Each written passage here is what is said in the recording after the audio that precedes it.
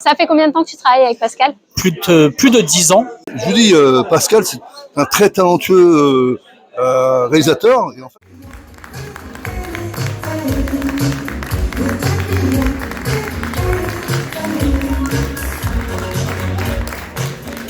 Merci Manu.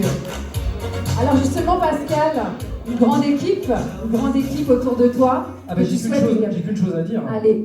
Sans eux, il n'y a pas de réal. Point. Voilà, c'est tout.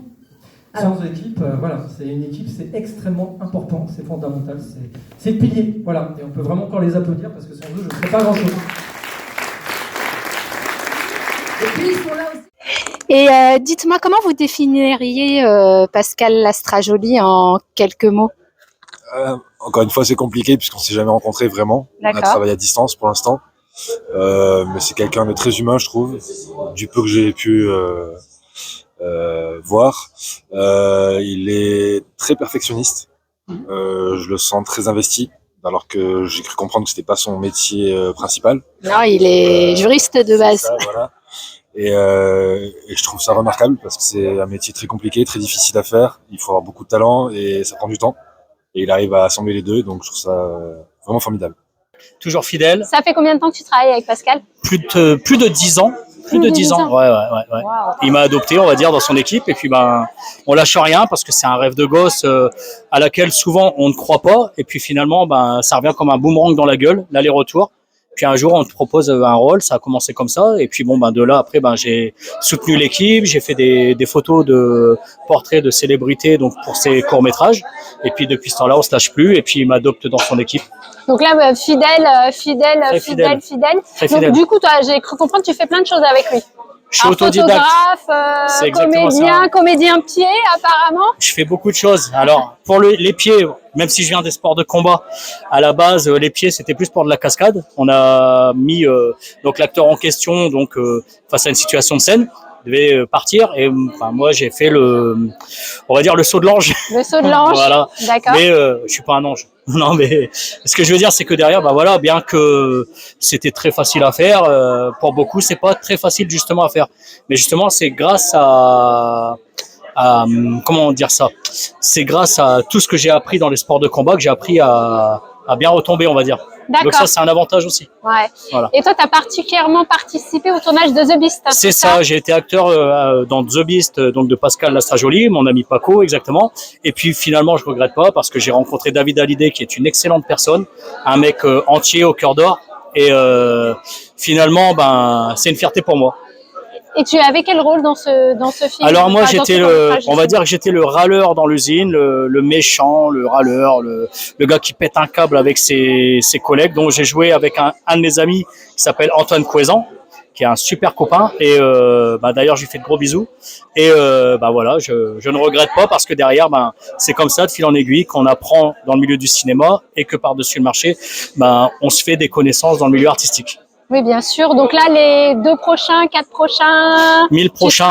Tu seras avec lui. 1 million de prochains même. 1 million de prochains. Parce que je lâche pas l'affaire avec Pascal, Paco d'ailleurs, pour les intimes.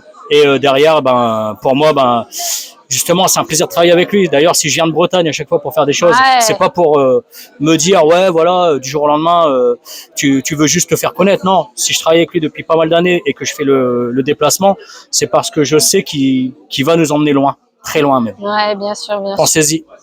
Et justement, vu que tu le connais bien, comment tu définirais Pascal en quelques mots? C'est quelqu'un d'ambitieux, qui sait ce qu'il fait, qui sait ce qu'il vaut d'ailleurs. Et derrière, il sait très bien où il doit aller et il sait très bien où nous emmener, surtout nous pour les acteurs et tout l'ensemble de l'équipe de PLX Productions. Prochaine cascade, c'est quoi? On verra bien le saut de l'ange, mais je suis pas un ange, donc ça risque pas. Mais par contre, pourquoi pas dans les arts martiaux, on verra bien. C'est pas là où ça peut nous mener, tout simplement. Moi, si le réalisateur me dit, écoute Damien, est-ce que tu peux faire ça, je le ferai. Et puis voilà, Tu peux tout faire. Je peux tout faire. Ok. Et sans avoir fait d'école de formation de cascade et compagnie, parce que justement, il faut être autodidacte dans ce milieu et je suis autodidacte. Eh ben, écoute, ça c'est un beau mot de la fin. Autodidacte dans le cinéma. Beaucoup de métiers artistiques sont faits d'autodidactes. Et c'est grâce à Paco, parce qu'au début, c'est pareil. Si je réagis maintenant par rapport à ça, c'est parce que il y a beaucoup qui disent ouais, mais ça n'arrive que aux gens qui font des écoles. Voilà, exactement. Sauf que moi, j'ai fait aucune école. Voilà. Donc c'est la preuve que tout le monde peut y arriver, tout le monde peut le faire. Exactement. Et puis qu'il faut pas lâcher et toujours croire en ses rêves. C'est très beau. Écoute, on croit en nos rêves, en tout cas tous. Et puis on croit tous en tout ce qui va arriver positivement dans le futur. Exactement. Voilà, c'est surtout ça. C'est ça. Écoute, nous on a été ravis d'assister à ces projections. Merci bien. Et puis on attend le prochain avec impatience. Moi aussi. Bon. J'attends le prochain et on fonce, on lâche rien. Super, merci beaucoup. De rien, merci. Et comment ça s'est passé sur le tournage avec Pascal? Je vous dis, Pascal, c'est un très talentueux réalisateur et en fait il met les gens à l'aise, quoi. Et c'est ça qui est important, hein, parce qu'en fait je travaille d'autres réalisateurs où c'est les textes, alors que là c'est presque l'improvisation et c'est ce qui est important, c'est on peut faire passer le message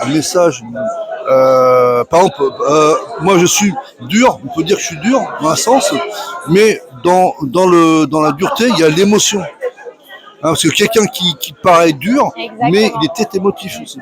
Surtout que là, en plus, Yourman, il n'y a pas tellement de dialogue. Oui, mais justement, c'est ça qui est important, parce qu'en fait, les gens, ils vont capter ce que nous on voulait faire passer. Exactement, mais on peut l'interpréter de plusieurs sens. Oui, c'est là. Donc là, il y a le comique, il y a aussi le drame pour Marc Duret, par exemple. Exactement. C'est très clair. En tout cas, c'est que c'est important. J'insiste, hein, le comédien, s'il n'a pas de présence, c'est pas bon, quoi. Il faut... surtout pour les rôles que vous avez, en plus, là, vous étiez un petit peu des durs. Des durs, mais toujours, il y a l'émotion. Et si les gens arrivent à capter l'émotion dans la dureté, le comédien, je pense que c'est gagné, quoi. Et puis là, en plus, avec Yourman, vous étiez avec un autre réalisateur, donc vous aviez eu la chance d'être avec deux réalisateurs. Oui, deux grands réalisateurs. C'est ça, tout à fait. Alors là, mais bon, on peut pas faire plus. De toute façon, on apprend. Moi, j'apprends tous les jours. J'apprends toujours dans ce métier, le cinéma. Moi, j'ai commencé en 2005 avec un réalisateur algérien. Et en fait, jusqu'à fil en fil, j'ai tourné, puis et je maintiens toujours mon acting, quoi. Toujours. Voilà. Super. Et j'apprends tous les jours. Comme disait Robert De Niro, en fait, dans le comédien, en fait, il faut qu'il apprenne toujours. C'est une belle phrase. On va finir sur cette belle Voilà. parole. Et merci beaucoup pour votre interview. Et puis, avec grand plaisir. Et merci à vous. À très bientôt. À bientôt. Merci. Au revoir.